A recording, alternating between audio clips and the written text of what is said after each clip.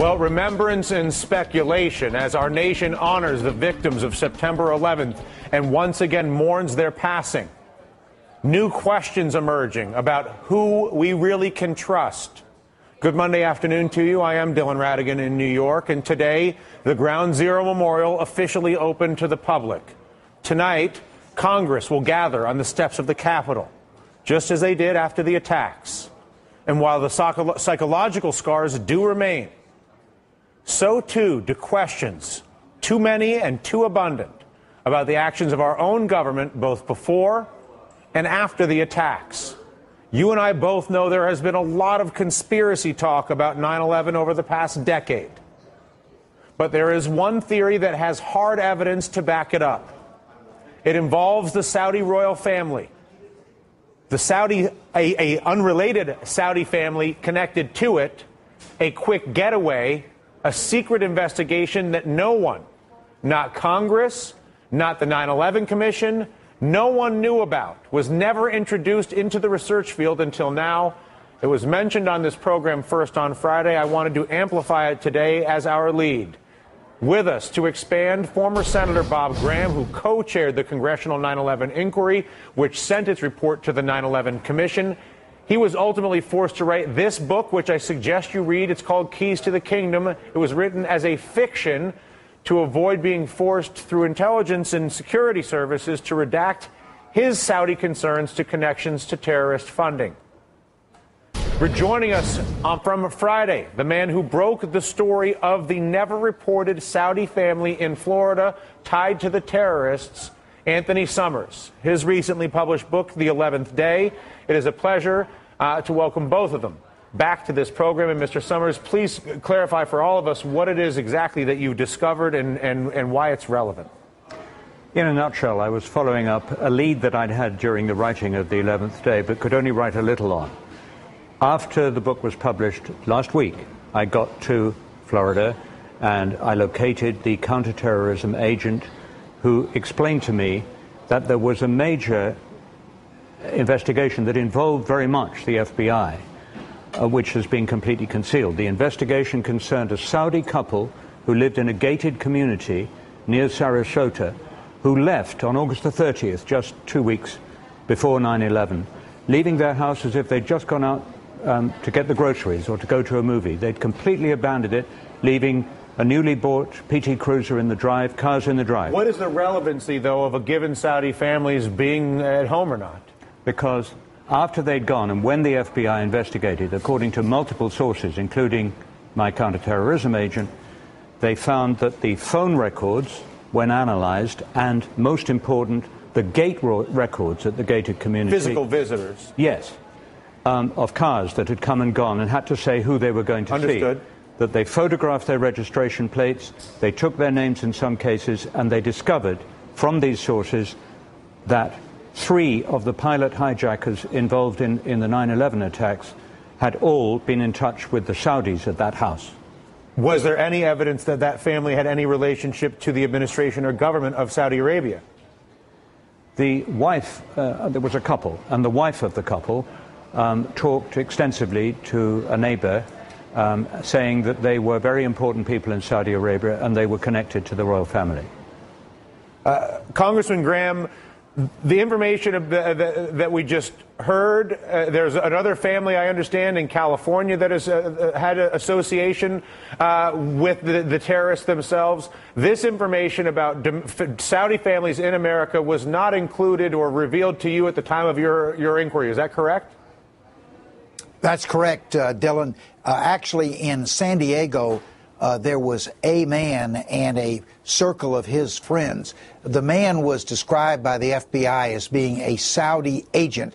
His purpose in San Diego was to monitor Saudi students to assure that they weren't plotting to overthrow the monarchy. But in January of 2000, he got a second assignment, which was to provide protection for 2 Saudis who had just entered the country. He was encouraged to invite them to come to San Diego. They did. He provided them money, a place to live, flight lessons, and an infrastructure of Muslims in San Diego to give them protection and anonymity. These two individuals were on the plane that flew into the Pentagon. The two individuals in California that were the host family in California perished on the Pentagon airplane, is that correct? No, the two Saudis who had entered the country. But where are the family? But where are the families? And then well, that's similar to the situation in Sarasota. Shortly before September the 11th, the agent, whose name is Omar Bayoumi, and his family left San Diego and went to Birmingham, England, where he was allegedly going to be a student. They stayed there for a few weeks and then left and went back to Saudi Arabia. But was any of the information at the time of the 9/11 inquiry that you ran, or that you co-chaired, or the 9/11 Commission, which then took the input from your inquiry, then was drafted through the White House under President George W. Bush, that was published, did either of those documents, the research document that you co-chaired or the published document that resulted from that research after editing, include references or interviews with either of the Saudi families in question that were clearly associated with the terrorists? As to Sarasota, no. As to San Diego, yes, but not because the FBI gave us the information. We had a very curious and effective investigator who found all this information about how two of the future hijackers had been invited to and sheltered in San Diego. At the end of the day, Anthony, we know 15 of the 19 hijackers were of Saudi Arabian descent. We know that Osama bin Laden, at his origin, was a member and inherited a portion of the oil money of the Saudi royal family, and explicitly argued for a wealth transfer in that nation as a Robin Hood-like figure with the impoverished of Saudi Arabia early on. And we now have all these other relationships, and yet the American people have never been given a clear resolution of the America-Saudi Arabia, Osama bin Laden relationship, and instead have been focused, obviously, and been told to focus on Afghanistan and Iraq. That has always confused me. Do you have any understanding as to why it is we cannot get an explicit resolution of the obvious association between Saudi Arabia and these terrorists? One can speculate as to the reason as to why President Bush wanted the Saudi information covered up. The reason, I think, is that the oil connection proved more important than finding out the truth about 9/11. But what's important now is that what we know has been redacted, has been withheld, should be released. And this is where I want to end it. There is more information available about what the relationships are, so we're not all subjected to my idle speculation or anybody else's, Senator Graham.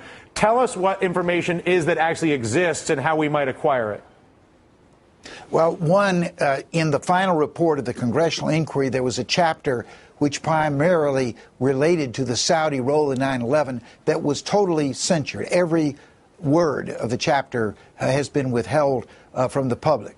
Some of the other questions that we ought to be asking is, if we know that the Saudis who lived in San Diego and now apparently in Sarasota received substantial assistance, what about the Saudis who lived in Phoenix, Arizona, or Arlington, Virginia, or Patterson, New Jersey, or Delray Beach, Florida, which were other major sites of extended hijacker residence? What was happening in those places? And you're saying you believe that the information exists in either redacted FBI documents or censored documents to answer those questions? Yes, I believe that these are questions for which there are definitive answers, but the American people and largely their elected representatives have been denied that information. And who has the power to release that information, and what can an average citizen do to encourage the increased visibility that we might all benefit from?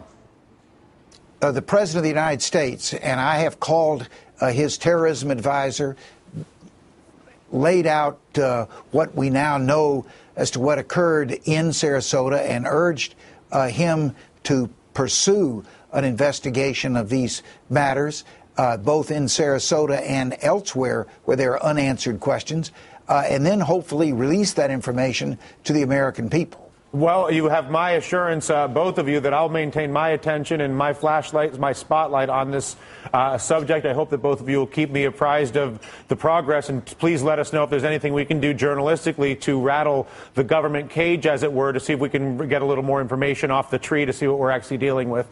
Congratulations to you on the reporting, Anthony, and the book. And Senator Graham, thank you so much for continuing to be such a vigilant and focused voice on this critical American issue. Thank you, sir.